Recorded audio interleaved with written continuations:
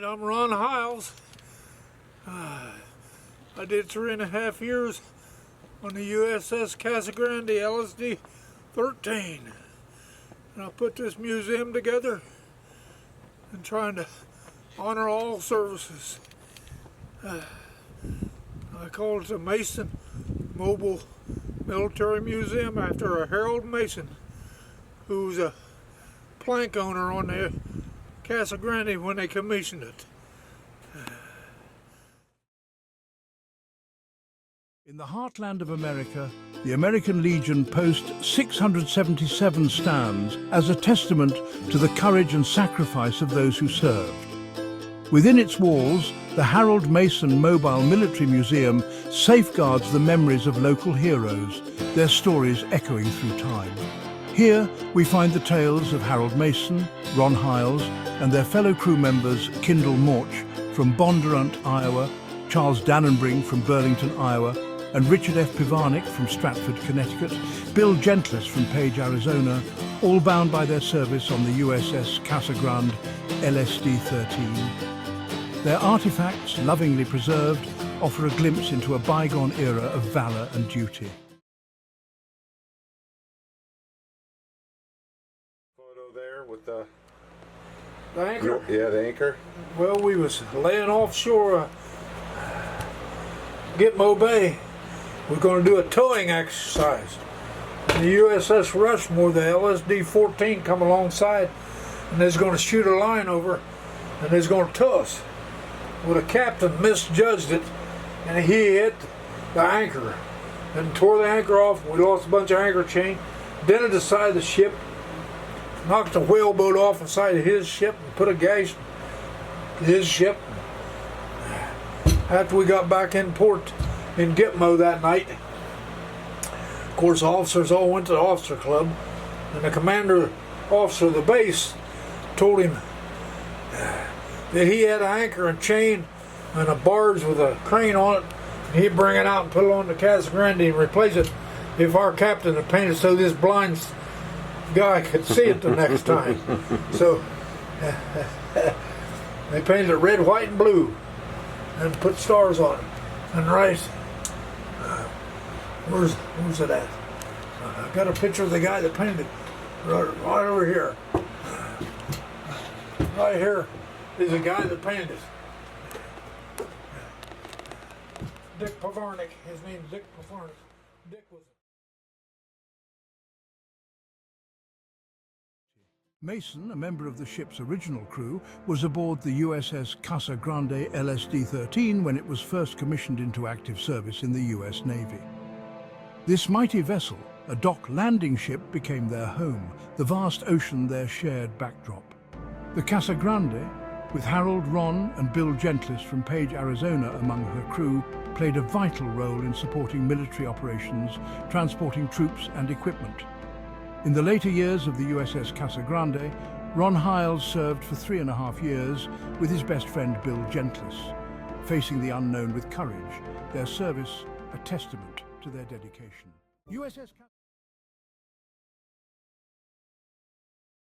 Advertising posters.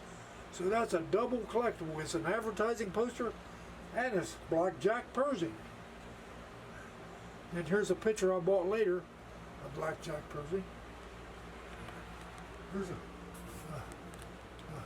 canceled letter with Pershing on it.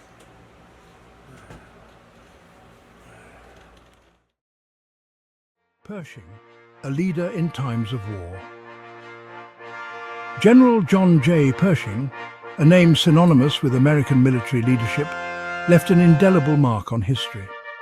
As the commander of the American Expeditionary Forces in World War I, Pershing led American troops to victory on the battlefields of Europe. His strategic brilliance and unwavering resolve earned him the respect of both his allies and his enemies. Pershing's legacy continues to inspire military leaders to this day. His contributions were not just limited to the battlefield. Pershing also played a crucial role in shaping military training and strategy. His innovative approaches to training and leadership have left a lasting impact on the US military.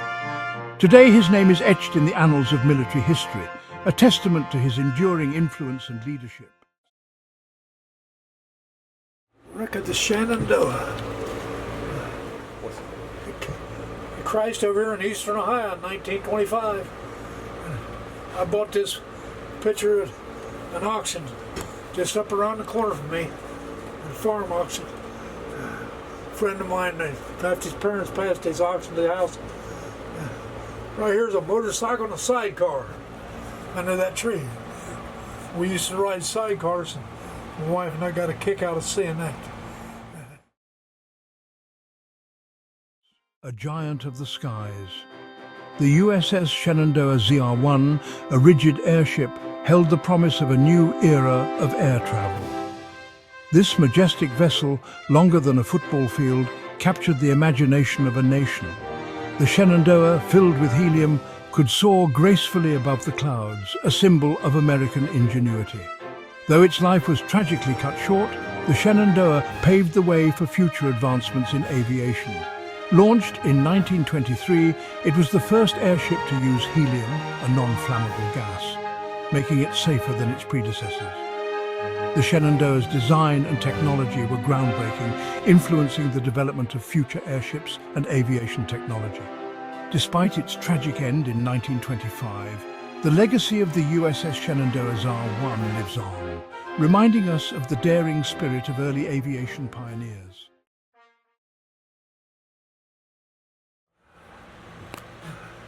This is Captain Larkin Durden.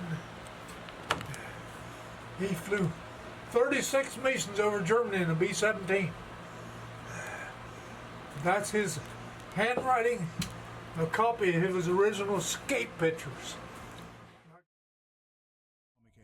Skies over Europe during World War II were a battleground of their own. Among the courageous airmen who took to these skies was Larkin C. Durden, who flew a remarkable 36 missions in the European Theatre of Operations, or ETO. This vast area of conflict spanned Europe and parts of North Africa, where Allied air forces played a crucial role in the war effort. From bases in England, Italy and North Africa, they launched strategic bombing campaigns aimed at crippling the German war machine.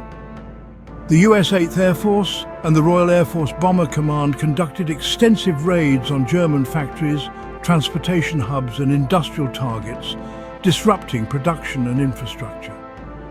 Fighter planes like the P-51 Mustang and P-47 Thunderbolt provided vital escorts for bombers, establishing air superiority and protecting them from German interceptors. This air dominance was essential for safer bombing missions and for hindering German air defences. As Allied forces advanced across North Africa, Italy and into France and Germany, close air support and tactical operations became indispensable. Tactical air forces targeted enemy positions, supply lines and fortifications, aiding ground troops in their push forward. The 12th and 9th Air Forces were particularly notable for their operations from bases in Italy and later in France and Germany. The D-Day invasion, known as Operation Overlord, saw Allied air forces perform extensive missions to secure the skies over Normandy. They bombed German fortifications and provided close air support to the troops storming the beaches. This coordination was pivotal for the success of the invasion and the subsequent liberation of France. The ETO was a complex and expansive theatre of flying operations, encompassing strategic bombing, fighter escorts, tactical air support, and large-scale coordination across Allied forces. The bravery and dedication of airmen like Larkin C. Durden played an instrumental role in reducing the Axis's capabilities and securing victory in Europe. Their efforts remain a testament to the power of courage and cooperation in the face of adversity.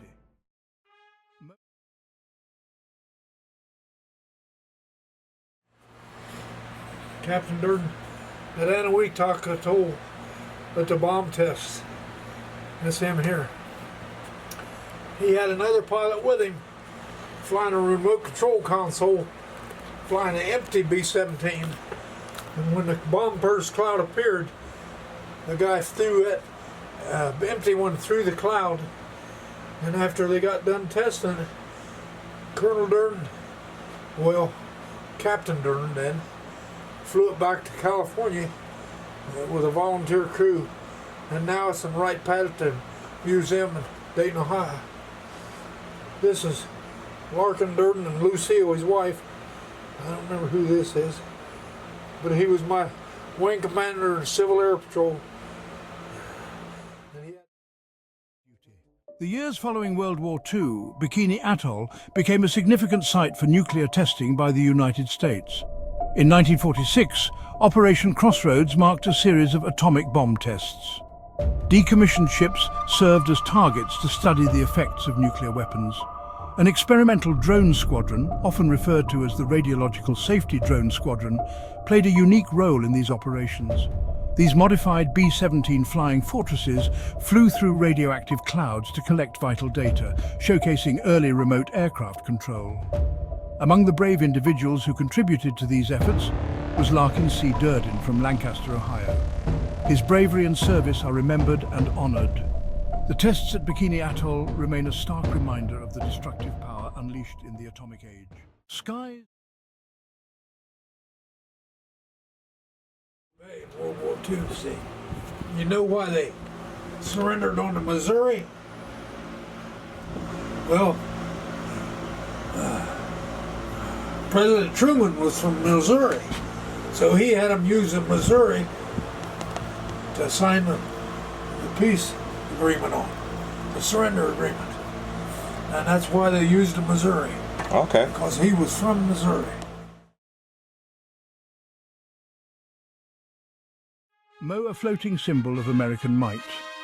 No account of American naval history would be complete without mentioning the USS Missouri, affectionately known as Mighty Mo.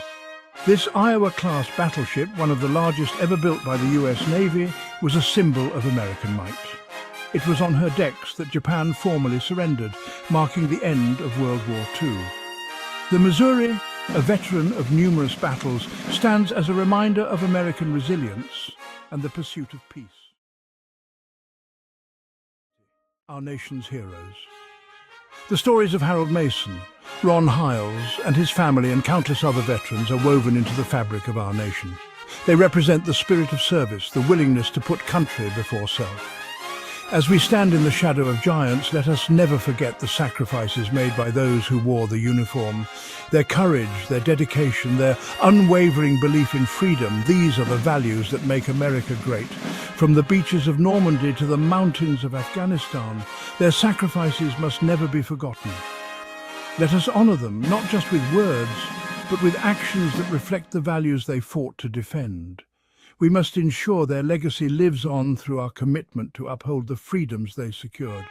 By teaching future generations about their bravery, we keep their spirit alive. Let us remember, honor and cherish the heroes who have given us so much.